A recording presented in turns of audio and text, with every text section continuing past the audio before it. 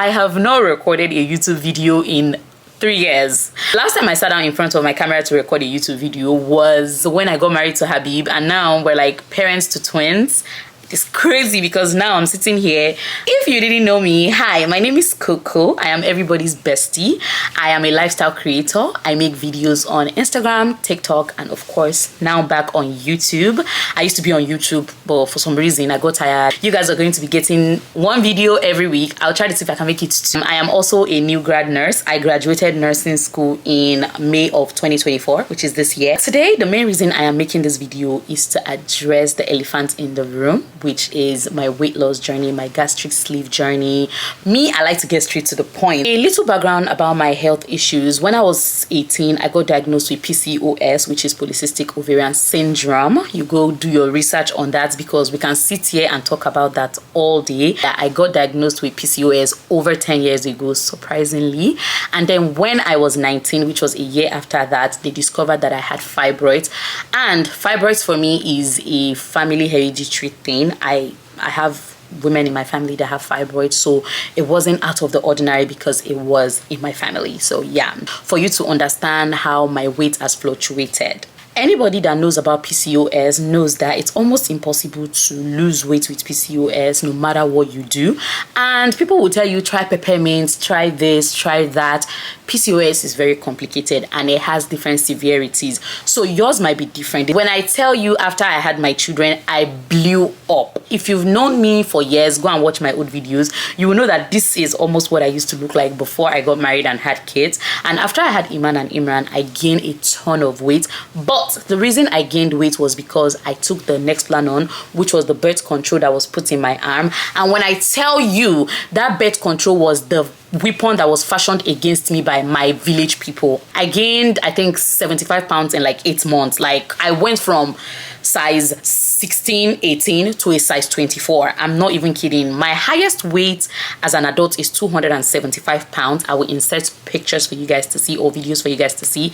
But my lowest weight is right now, which is 195 pounds, and I am still losing weight. In October 2023, which was last year, I remember going to my doctors.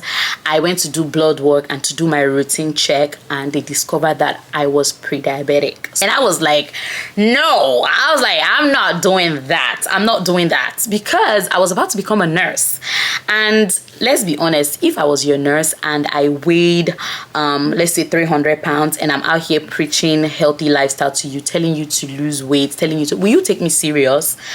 Let's be honest. So that was one of the reasons why I was like, yeah, we got to do something about this. My OBGYN, who is my gynecologist, obviously, sent me to go and see my endocrinologist, who was helping me handle my PCOS at that time. She wrote me a recommendation to go see him for weight problems. We did some testing, he did some surveys and all that stuff, and we came to a conclusion, and he said he wanted me to get the gastric sleeve or bypass, depending on which one I feel like I can handle long term. I remember coming back home from that appointment and sitting down with Habib. For those of you that don't know, Habib is my husband, my lovely husband. And we sat down together, and then we had the discussion about if this is the way to go or if I wanted to try other things. Mind you, before then I had tried everything. See, every diet that you can think of, I have tried it. I did keto, I did paleo, I did intermittent fasting, I did all type of intermittent fasting that you can think of. 24, 22, 2, like everything, I did it. It didn't work for me. So that was why, like, it wasn't hard for me to just agree to do my gastric sleeve in peace. It wasn't a difficult decision. It wasn't something that I had to go think about for years and years. No, I came home, I spoke with my husband. He asked me to do my research and see if it was best for me and if I wanted to go through with it. Throughout all these weight problems, my husband has never said anything about my weight. He's never complained. The only people that had problem with my weight, besides me, are people online, strangers that had nothing to do with me. So for me, choosing gastric sleeve was not like something that I feel like anybody pressured me to do. It was a decision that I sat down with my husband and we came to a conclusion that it is what is best for me. And I went back to my doctor. He wrote the recommendation and sent me to a bariatric center where I went and they sat down with me and we did everything. I decided the sleeve was best for me due to my own research that I did. So I always advise, do your own personal research and see something that you can handle long term. my insurance was not going to be covering everything. Let me be honest with you guys, my insurance was very basic and they were not going to be covering everything. When all was done and calculated, it turned out that I would be having to pay like 17,000 out of pocket for my bariatric surgery if I was going to get it in the United States. So I told them to let me go home and go and think about it, because dropping 17 grand at once, even though I have this money, it's not easy like that. Like $17,000 was a lot of money for me to cough out for surgery at once. If you're going to be doing payment plans, you have to wait until you've paid everything off before you go in for your surgery. So I decided to come home and I sat down with my husband, and then he and I started going online to go and do research, and then we decided that I should go get the surgery internationally because it will save us cost. Our two choice was either for me to go to Mexico or for me to go to Turkey. I did my extensive searches online. TikTok really helped me a lot, and I came across this lady, Debbie Oscar. I don't know if you guys know Debbie Oscar.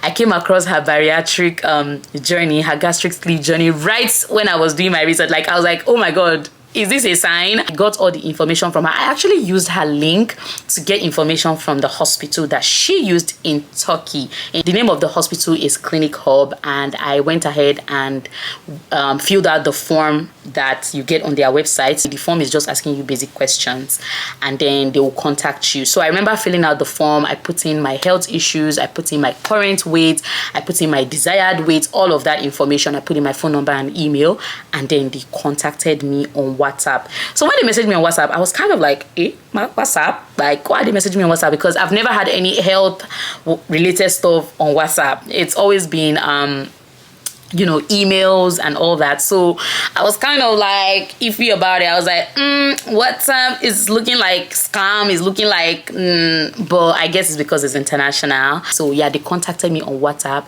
and they assigned me with a clinical coordinator that started the process with me. They gave me all the necessary information. They sent me a bunch of flyers. They asked me a bunch of medical questions. They also sent me off to go get blood work just to see where I was standing at the moment, to know what is going to be next in line. And after I answered all the questions, I did all of that. I also did the blood work and sent it to them. We agreed on a surgery date, and then I was asked to pay my deposit. The deposit was like $500 for me to lock in that date so that they won't give the date out to somebody. So it was just small money. $500 was small money to me. It was small money compared to the $17,000 they were asking me to cough out one time here in the US. The hospital was nice enough to send me all the details about my travel. They asked me if I was a US citizen, which I am, and so they told me that I will be getting a visa. The visa was very cheap. It was like $50 to apply for the visa. I got my visa like right there and then online. I went online, applied for it, and printed it immediately. So we go deeper. The cost of my surgery as of that time was going to be $3,000, which is for everything: my hotel stay, my protein shakes, my medications, the doctor's fee, the surgery, everything came up to $3,000. And I was like, 3K.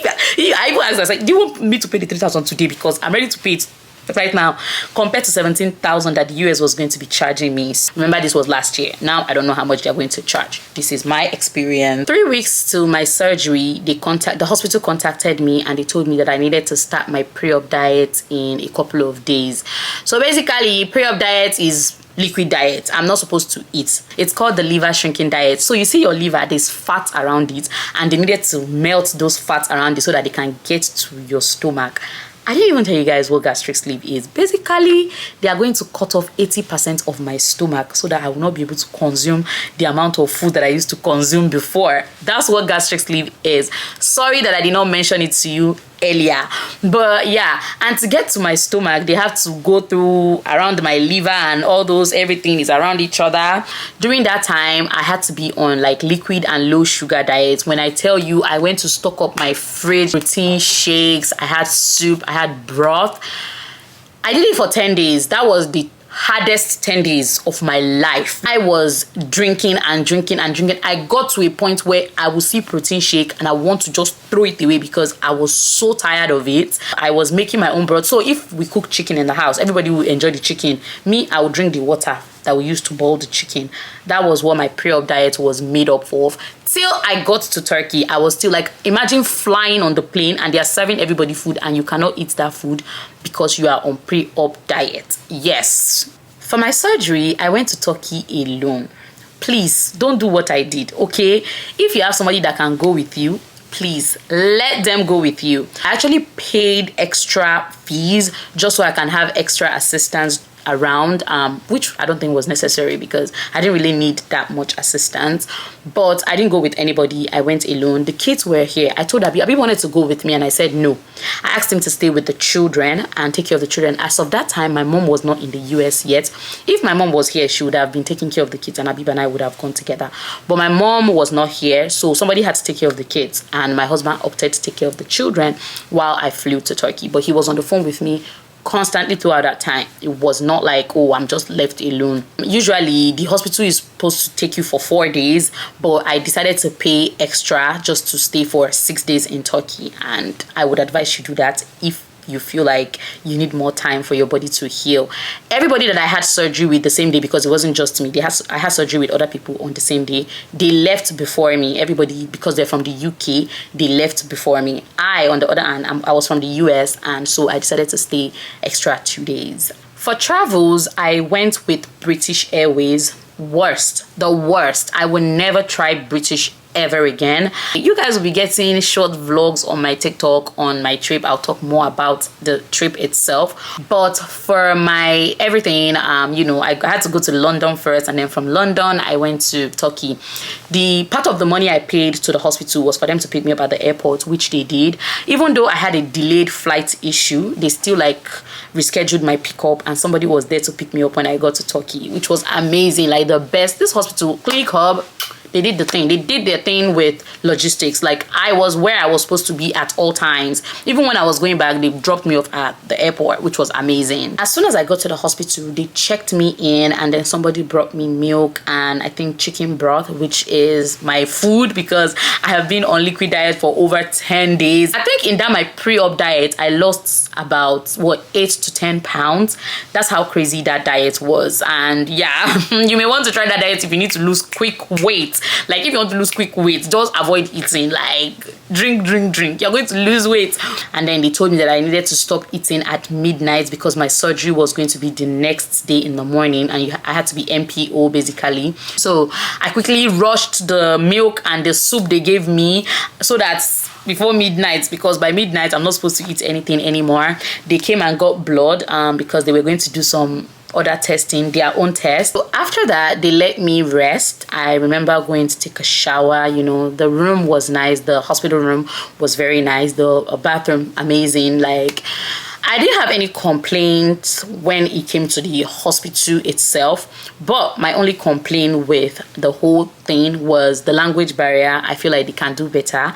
They do have translators, but the translators are not always there. So if you need to talk to the nurses, you probably have to wait hours until translator is around for you to be able to talk to the nurses, or you communicate with them one way or the other, because the nurses at the hospital only spoke Turkish. Next morning was surgery day. I remember they came to call me from the room, and when I stepped out of my room, there were like 3 other ladies, and they introduced me to them. We met each other, we said hello to each other, and apparently those ladies were also having their gastric sleeve surgery done that day.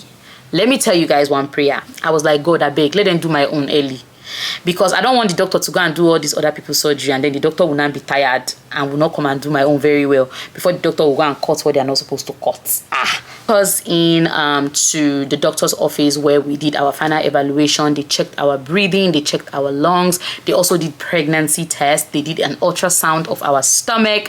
There was a bunch of tests that they did, which I didn't even expect them to do, but I appreciated that because that means that they care about us enough to check us very well. Mind you, all these things they were doing was done before they actually even collected money from me, because I brought cash to pay in cash. I wanted to do my payments in cash, and they had not collected cash from me. So that made me kind of feel like they were not money hungry. It wasn't about money. It wasn't like pay us our money.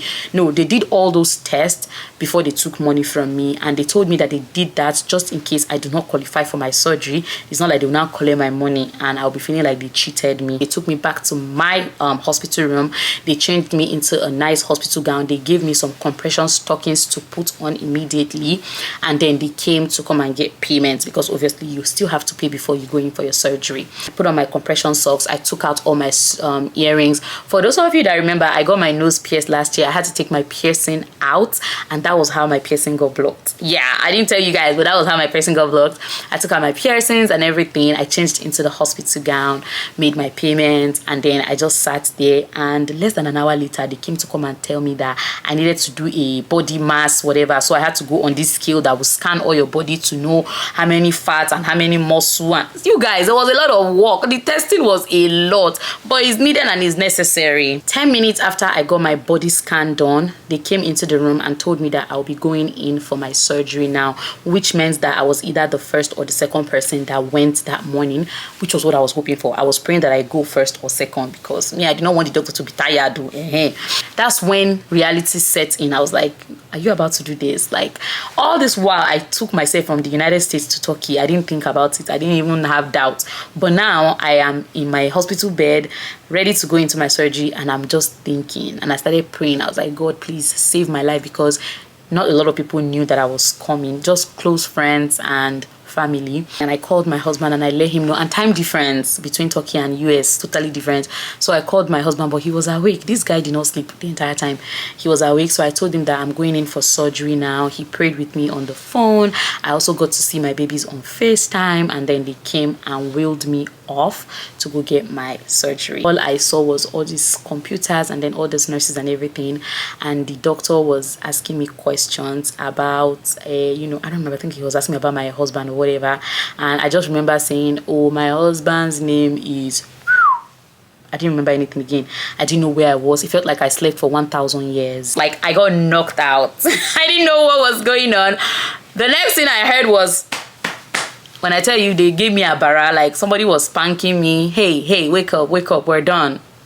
I was like, done with what? When I tell you, I didn't even finish saying what. One kind of sharp pain hit me. I felt like I wanted to vomit. Like, I was feeling like I wanted to vomit, but I couldn't get it out. As soon as I do, like, pain, I was feeling one kind of crazy pain. All I felt in the hour was pain, and I can't describe the pain, because I've had C-section and I've woken up from C-section and I didn't feel pain. But this kind of pain, it was coming from deep down inside my stomach. It was coming from deep down. So for those of you that don't know, gastric sleeve, they are not cutting you the way they cut you for C-section. It's laparoscopic, which means they're only making small incisions. So it wasn't like, oh, something that they cut me and it was like a big gaping wound. I just have small incisions. I have things that go inside you for them to cut off your stomach, and it's not like they are tearing your abdomen or your abdominal cavity open and doing the operation. No. I have good pain tolerance, but when I tell you gastric sleeve pain on the first day was the hardest pain I have ever felt in my life. I can't lie. Don't let me sugarcoat it for you guys. I felt pain on the first day. That was the only day I felt pain. First day. I was in that bed. I felt like I wanted to throw up. I couldn't throw up. I wanted to throw up. I couldn't throw up.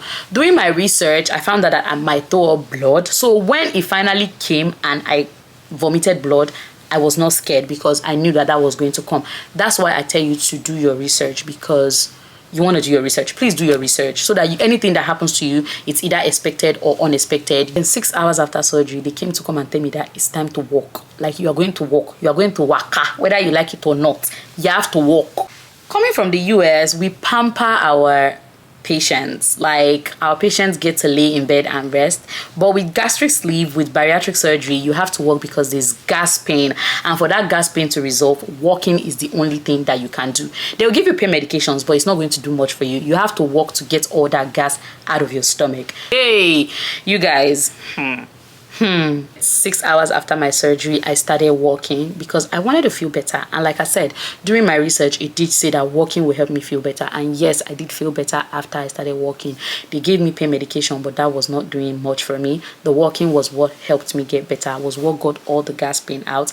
I remember going into the hallway to go and stroll up and down, and other ladies that had surgery were out there as well strolling. It's so crazy, because we all had like a JP drain coming from our stomach. Like, it's just like this world. Mind you, there was no food still. You can't eat. You still have to be on liquid diet, because your stomach has been cut. So you have to like try as much as possible to, putting stuff in it small, gently. I was not able to take my shower for like 2 days. But after 2 days, when the doctor cleared me to be able to take my shower, if you see the way I jumped, and after that 2 days was when my IV, because I was getting IV, you know, you were getting drip, for what Nigerians call drip, I was getting IV. So when my IV came out was when I was able to take my shower, which I was grateful for. It was the best shower I had taken in a long time. Like, imagine having all that gunk, you feel like you are stinky, you just feel like you wanted to take a bath. Yeah, I had fun. They gave me a chair for me to sit under the shower. I scrubbed myself so good. I felt so good. I tried to put my nose ring back, it wasn't going back in. I was so pissed, but that was by the way. So that was it for my surgery. We had dietitians that came to speak with us. My dietitian still speaks with me through WhatsApp, and it's been well over 6 months since I got my surgery. Dietitians speak English, so it's easy. I used Ibru, which is the person that is my dietitian. I absolutely love her. She is amazing. She sends me words of encouragement all the time. She checks in on me with my diet up until now. I still spoke with her a couple of days ago when I sent her my progress videos. So yeah, which one thing about them, they're going to check up on you. ClinicHub keeps checking up every month. They check up on me. On the 4th day, all the other ladies that were there, like I mentioned to you guys, they all came from UK because I got the opportunity to speak with them before we went in for surgery.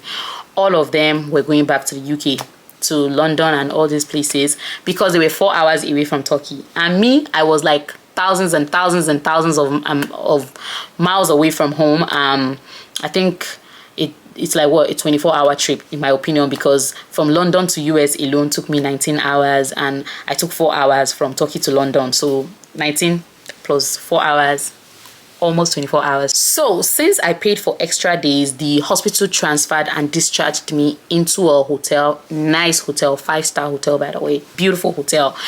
And mind you, you are not left alone. Even though you are in the hotel, you are not left alone. There are doctors that can easily come up and talk to you, because I had a nurse come to my hotel room to come talk to me and guide me through everything. As I've mentioned earlier, I had a dietitian, and they talked to me about all the supplements, all my multivitamins that I'll be taking moving forward.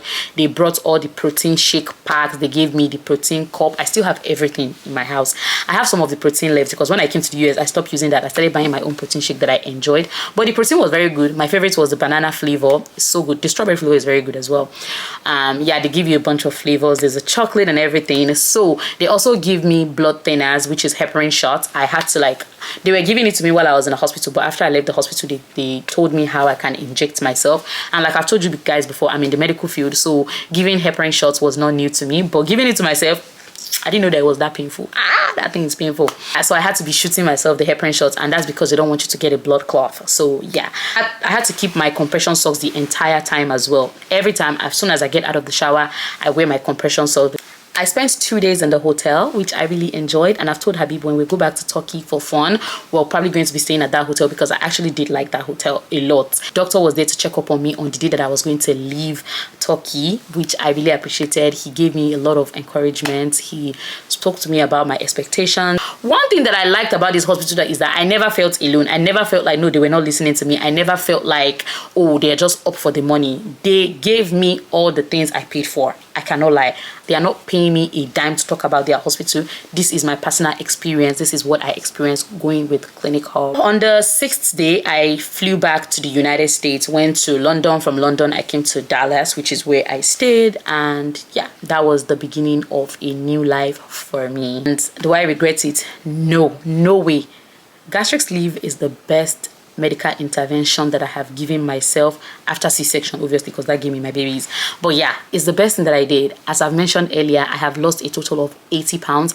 My highest weight going into surgery was 275 pounds. As of today, I am 195 pounds, and I am not even close to my goal yet, because you're supposed to lose weight until you're like 1 year into surgery, and I'm only 7 months into surgery, so I still have like a couple of months to go. A lot of things has changed. I am no longer pre-diabetic. My insulin is under control. I don't have any sleeping issues. I sleep way better. Sex life has gotten better as well. I cannot lie. I am more active. I'm able to run up and down the stairs without feeling like I'm tired. So many things has changed. I also get my period a little more regularly than I used to do. So that's to show you that this helped with my PCOS symptoms a lot. I will be happy to do a part 2 to this whole thing, where you guys can send in your questions and I will answer them accordingly. So I'll be happy to give you details, exactly how much I paid. I'll try to pull up the receipts to show you guys everything in another video. So if you have any questions, please leave them under the comments. I'll write them down and I'll talk about this in the next video. Thank you so much for watching my video. Don't forget to subscribe to my channel if you're not already a subscriber.